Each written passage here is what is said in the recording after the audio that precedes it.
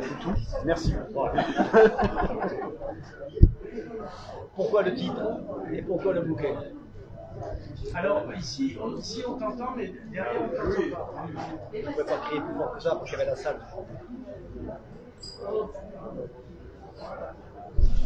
Donc l'histoire de faire 43 portraits, au départ on était parti pour plus de portraits que ça, il va y en avoir 66.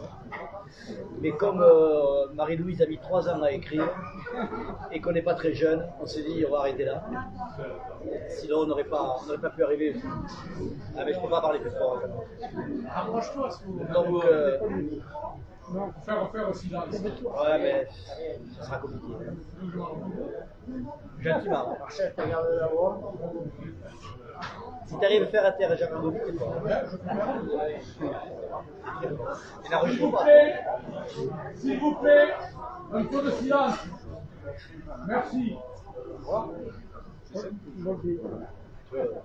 Tu peux te laisser ma femme un peu? Marie-Louise, quand elle saute au haut, hein. Ah oui. Ah oui. Et ouais, non. Dans l'image. On serait passé. Alors, 66 portraits, mais 43. Ouais, voilà. Donc au départ, sur 66 portraits, puis ça prenait beaucoup de temps à écrire. Parce que Marie-Louise. Et pourquoi tu dis pas la vérité? Non, on a dit qu'on ne disait pas la vérité. Si. On n'a pas trouvé 66 noms. Il y en avait 55. Non. N'enregistre pas. Hein. Donc on s'est arrêté à 43 parce qu'il fallait terminer, mais c'est vrai qu'il en manque quelques portraits et que quelques-uns sont un peu injustes qui ne sont pas là. Hein. Comme ça, dans le préface, on s'excuse d'une caricature. Voilà. Donc 43 portraits, et on n'a pas fait exprès. Dans les portraits, il n'y a que 17 vignerons. Ils ne sont pas majoritaires. 14. Tu as à côté 14? Ouais. On va côté 10. 14, exact. Oui, mais il y en a qui sont en doublon. C'est l'inflation. Oui, mais quand tu comptes les frères Caz, ils sont 2. Les frères sans père, ils sont 2. D'accord. Donc il y a pas mal de techniciens. Il y a eu beaucoup de techniciens. On a été très impressionnés par, on ne va pas les citer, par ce que nous ont raconté les techniciens. Ils ont beaucoup apporté dans le département. Il y a des grands témoins, comme ce jeune homme là-bas, Jean. Il y a Louis Gérard en technicien. Et ça, je vais y venir. Une seule sommelière, mais ça a été imposé. Marie-Louise. Et il y a eu 6 journalistes, parce que les journalistes nous ont vraiment beaucoup aidés pour l'image des vins de Roussillon, énormément. On ne parlera jamais assez de la Saint-Bacchus qu'elle nous a apporté. On peut remercier ceux qui ont fait la Saint-Bacchus, qui a été un grand moment pour le département, qui a vraiment fait rayonner le Roussillon en dehors du département. Énorme. On regrettera que ce soit arrêté. Eh oui, mais là, on n'a pas de micro. Mais il faut se lever. Non. Question? Il y a beaucoup de personnes âgées là. Ouais. Voilà, un vigneron, le choix des vignerons n'est pas lié à la qualité des vins, qu'on soit vraiment clair entre nous. Hein. On n'a pas fait Si, quand même. on n'a pas fait une hiérarchie. On va commencer à me fâcher avec tout le monde. Donc on a mis des vignerons qui ont marqué leur époque. Hein. Donc quand on a pris pour les absents, quand on a pris Fernand. Pour marquer une époque, il faut être bon, sinon tu marques Ils pas sont une forcément époque. bons. Mais quand on a mis Fernand Vaquet, qui a été le premier à mettre les vins en bouteille, dans le département, vous ne pouvez pas éviter. Mais il n'a pas été que le premier à mettre les vins de bouteille, il a fait des blancs extraordinaires. Nous allons goûter. Voilà. Tu vas parler dans 5 minutes, moi j'arrête. J'ai rien à dire, je te laisse parler. Donc voilà, sur le choix des vignerons, c'est des marqueurs, hein, on ne va pas les citer, ils sont tous là. Ça finit avec la nouvelle génération, avec des vins de nature, des vins un peu plus libres. Et puis la nouvelle génération, les frères qui se cachent là-bas derrière, les trentenaires qui seront de nouvelle édition. Dis-moi toi aussi. T'avais qu'à arriver à l'heure, tu seras de là. Voilà. Donc c'est tout ce qu'on avait à dire sur le choix des portraits, parce que ça peut être un sujet. Il y avait les cuisiniers, donc il y a 3 cuisiniers. Pourquoi 3? Et n'oublie pas qu'il y a qu'au début dans cette salle, donc on est bien sûr, on n'entend pas. Comment? Qu'est-ce qu'il dit? Comment? Qu'est-ce qu'il dit? Et un seul représentant de la Camp coopérative qui est. Donc, pourquoi faire ce livre? C'était pour témoigner sur certaines personnes qui sont très connues, archi connues, qui sont reconnues par la presse. Mais il y a d'autres personnes comme Bruce Girard, où on avait envie de rendre un hommage. Moi, c'était mon professeur à l'école à Rivesaltes. On a tous été impressionnés par cet homme, ce qu'il a mené dans le département. Et quand on voit qu'il n'y a aucun écrit sur lui, qu'il n'y a rien, hein. Michel Jomet, aucun écrit sur Michel Jomet, qui a vraiment apporté sur le cas. Donc c'était pour un témoignage à certaines personnes. Et je vais laisser la parole à Marie-Louise pour s'exprimer sur ses écrits. Non, en fait, l'idée est d'Olivier, évidemment, et ça m'a fait énormément plaisir qu'il me confie l'écriture de ce livre, parce que c'est une grande partie de ma vie, c'est vrai, et j'ai eu la chance de vivre depuis le début, depuis les années 68-70 quand j'ai commencé, où à l'époque, je ne sais pas si vous vous souvenez tous, mais dans les années 70, qu'est-ce qu'on buvait? On buvait les vins, on commençait à boire les vins de Sardamalais, mais celui qui était le plus bu, c'était Chiché à l'époque. C'était Chiché, Château de Jean Et, et Cazes. et voilà, c'est ce que je dis, Chiché, Château de Jean et Cazes. Voilà. Donc peu à peu, on a vu après, nous, et finalement, j'ai eu la chance de grandir dans le monde du vin en même temps que les vignerons. Je me rappelle très bien quand Gérard Gobi et Gisèle venaient manger au Relais Saint-Jean, c'était nos débuts, c'était leur début, ils étaient très curieux, ils goûtaient tout, c'était vraiment incroyable. Et puis petit à petit, comme ça, j'ai eu la chance de pouvoir servir, bon, pas sans dire que le docteur Parcé pour moi a été un personnage très important qui a marqué ma carrière, ma vie, et qui sans lui, je ne serais certainement même pas dans le monde du vin. Mais à part le docteur Parcé, on a vu grandir l'appellation Collioure. Je me rappelle les vins de la rectorie, quand ils sont, enfin, tout quoi. J'ai vu ce département, j'ai vu Tresserre, enfin, la Saint-Bacchus, tout. C'était formidable. Et ça, cette écriture de portrait a réveillé en moi des souvenirs extraordinaires. Pas toujours facile, ça c'est sûr, mais c'était magnifique d'écrire. Il y a des gens que je connaissais beaucoup moins, d'ailleurs ça se sent dans les portraits. Bruce Girard, je ne l'ai pratiquement pas rencontré, ni côtoyé, ni connu, c'est dommage. Mais il y a des gens avec qui j'ai eu des relations importantes, professionnelles, et donc ça m'a fait très plaisir d'écrire ce livre. Voilà. C'est un témoignage finalement de l'évolution du paysage viticole qui, sans tous ces gens qui sont dans le bouquin, n'aurait pas pu évoluer, c'est sûr. On a vécu une évolution extraordinaire des vins dans le Roussillon. Et grâce à tous ces gens qui sont là, l'ensemble a fait que voilà, on a aujourd'hui des vins reconnus partout dans le monde entier. Donc, chacun avec des différences, avec sa marque, mais chacun ayant apporté vraiment un plus pour le Roussillon. C'est un témoignage très personnel et très partisan aussi. Voilà.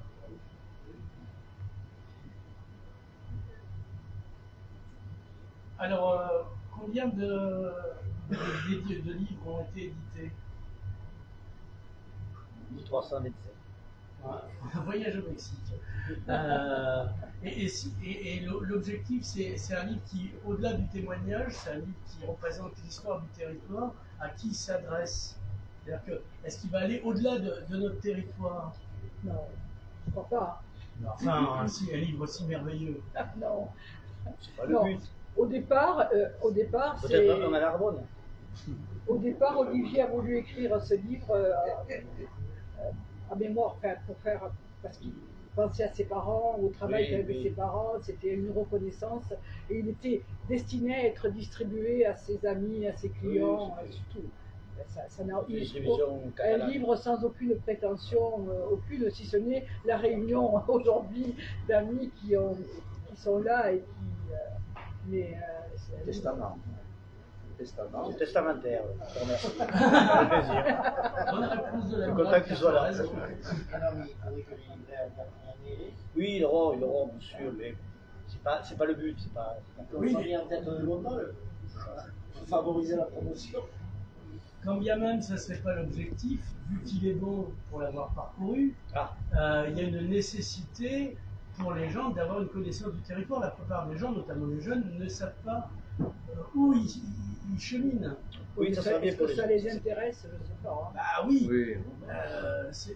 Est-ce que tu penses que c'est moins intéressant que les Marseillais à Dubaï? Non, c'est une question. Pourquoi les Marseillais à Dubaï? Parce que j'aime bien Dubaï. Ah, vous n'aimez pas les Marseillais. Moi, je me considère vraiment très chanceuse d'avoir rencontré tous les gens qui sont là et de me considérer comme amie avec la plupart d'entre eux. Vraiment, c'est parce qu'avec chacun d'eux, j'ai partagé des moments exceptionnels. Un moment ou autre, vraiment. Et quand et souvent, on se rencontre pas souvent, mais quand on se rencontre, je sens qu'il y a quelque chose entre nous. Et ça, c'était important de le traduire pour moi, de sentir. C'est pour ça qu'on en a écrit que 43 et pas plus, parce que les autres, ils auraient pu être dans ce livre, mais j'aurais pas pu partager quelque chose d'émotionnel avec eux. Donc, c'est important aussi de traduire une émotion. Il y a des gens que j'ai très peu connus, mais que j'ai suivis de loin et je sais ce qu'ils ont fait, le travail que ça représente, tout ça. Donc pour moi, c'est aussi important que les. Voilà. Alors, les témoignages, c'était d'aller au-delà de vignerons un peu stars, très reconnus, de voir qu'il y a des personnes anonymes qui ont aussi fait progresser le département. Chacun à leur place. Il y a notre ami Jean-Louis Jobert qui nous a quittés, qui a servi des produits œnologiques dans le Roussillon pendant 40 ans, qui avait une connaissance du cru extraordinaire, qui n'en parlait jamais. Et c'est bien de pouvoir parler un peu de ces gens-là dont on ne parle jamais, qui sont partis avec des images. C'était de mettre les icônes très connues et puis les gens sans aucune hiérarchie surtout. Hein. C'est bien marqué. On ne parle pas de volume. Il peut y avoir des gros faiseurs parce qu'il n'est pas là, comme Gérard Bertrand qui est un fan des vins doux, comme des vignerons plus petits au niveau du volume. C'était le but. Et quand on appelle du litre étoile aux étoilés, c'est que vraiment en 66, quand on a démarré, on vendait que du litre étoile et du Moussel Muscat, c'est pas des caricatures. Hein. On vendait ça, hein. On connaît tous les cas coopératives qui nous vendaient du litre étoile au Moussel Muscat. Et on a progressé pour monter. Et maintenant, certains vignerons vendent 1200 francs une bouteille. Francs. Ah mais on parle de aussi, c'est ça. CFA. Non, enfin, 200 € là. Mais pour les gens de ma génération, ça reste toujours un mystère. Notre passé de sens. Tu penses que c'est perçu l'image Tous les personnages, tous les la gens qualité qui sont des vins, dans ce- la qualité des vins s'est améliorée. Hein. Mais est-ce que on dit que nul n'est prophète en son pays, est-ce que cette image du vin, cette qualité du vin, il y a une bonne perception dans le paysage hors du microcosme Alors c'est très récent, il y a quelques années, quand on recevait des gens à la maison, on prenait un chablis à Bordeaux. C'est très récent. Maintenant, les gens de Perpignan, quand ils reçoivent du monde à la maison, ils prennent les vins du Roussillon. Très récent, tu dates à peu près à quel moment ça la bascule? La semaine dernière. Non, mais c'est il y a 3-4 ans. Il y a 3-4 ans. Ah, bascule. Seulement 3-4 ans. Un peu plus, si. non, une dizaine d'années. Ouais, dizaine d'années. Dizaine d'années. C'est très récent. Est-ce que La vraie reconnaissance des gens du pays pour les vins du Roussillon, qui est la plus dure, hein, dans sa propre reconnaissance ici, c'est la plus dure. C'est toujours reconnu ailleurs. Les grands vignerons ont commencé par l'export, ont reconnu ici. Est-ce que c'est la fin des caves coopératives qui a fait émerger Non, Plus de diversité Surtout non, pas. et une qualité. Non, surtout pas. Mais là, tu as un représentant de la CAP coopérative qui est en train de réinventer la CAP coopérative, qui avait besoin de se réinventer. Et le président Santen est en train de réinventer la CAP coopérative avec un nouveau concept. Et on fait des réunions avec notre CAP coopérative, on était combien 100 personnes. C'est-à-dire qu'on fait des réunions de CAP coopérative, on est 100 personnes. Et il n'y avait que 20 coopérateurs à l'intérieur. La coopérative a besoin, comme tout le monde, de se réinventer. Et il faut qu'elle se réinventera. Mais elle fait partie du paysage. Est-ce qu'il y a une opposition vin nature, vin traditionnel? Il n'y a pas d'opposition. Il y a plusieurs demeures dans la maison du Seigneur, il n'y a pas d'opposition. Il y a ce qu'on appelle la nouvelle vague qui est arrivée. C'est un peu comme au cinéma, la nouvelle vague. Ils ont chamboulé les codes, mais ils sont là. Ça n'empêche pas qu'il y ait encore des films grand public. Mais la nouvelle vague, il ne faut pas les opposer. Il y a tous les vins, il y a tous les styles. Et dans le Roussillon, il y a tous les vins et tous les styles. Et tous les prix. Mais il n'y a pas de guerre. Je crois que ce qui caractérise beaucoup les gens qui sont dans ce petit livre, c'est l'engagement qu'ils ont eu au cours de leur vie professionnelle, la passion qu'ils ont mis à exercer leur métier et le temps. Ils n'ont pas compté leur temps. Ils y ont cru, ils ont aimé le Roussillon, ils ont inventé des nouveaux vins, et c'est une passion, un engagement, et c'est ça qui caractérise tous les gens qui sont dans le bouquin.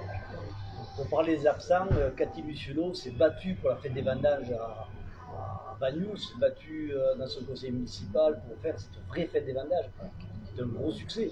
Elle s'est battue avec Monique Saperaz, ils se sont battus, et cette fête existe toujours. Et c'est vraiment une belle fête. Mais personne ne parle d'elle. La fête des vendanges, c'est où? Bagnoul-sur-Mer. C'est beau. Tout le monde connaît fait des vendages. Ça s'appelle le vendage en fait.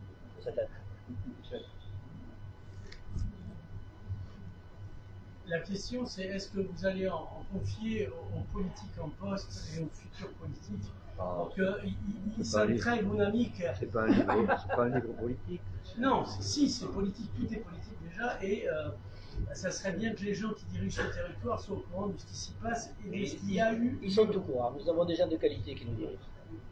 Autre question? Non.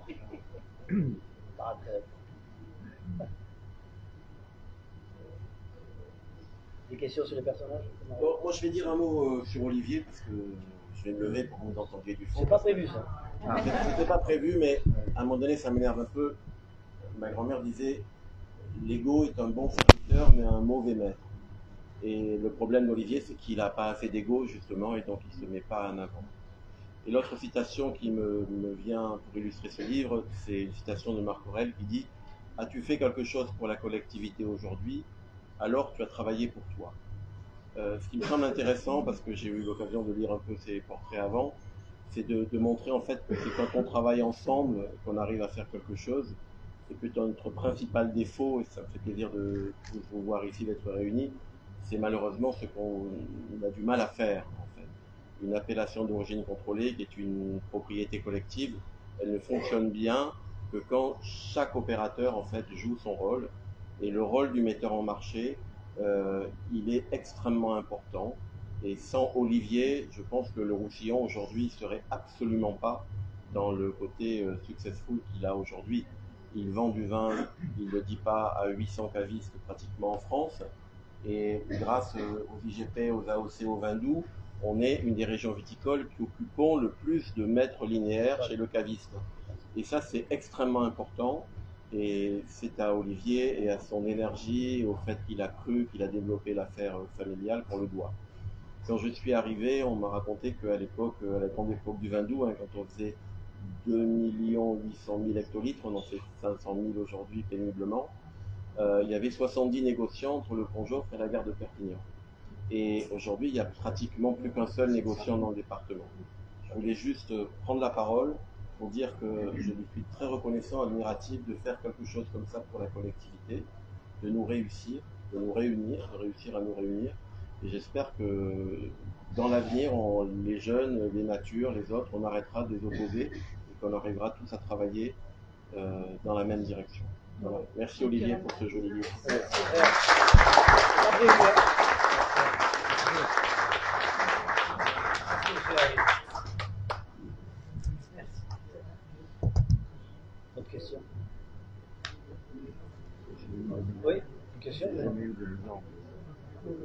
millions que de tu as bains, lancé pas de le débat.